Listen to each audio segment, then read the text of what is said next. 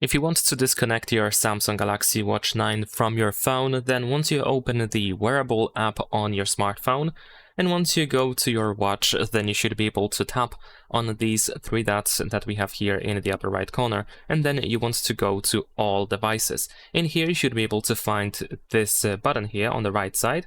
So we're gonna tap on it to disconnect the watch.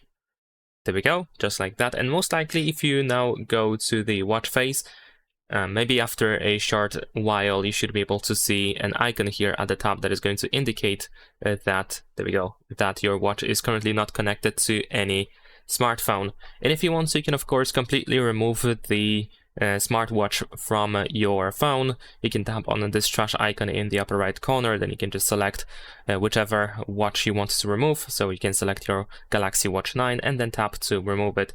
And there we go. That is pretty much it. Leave a like and subscribe.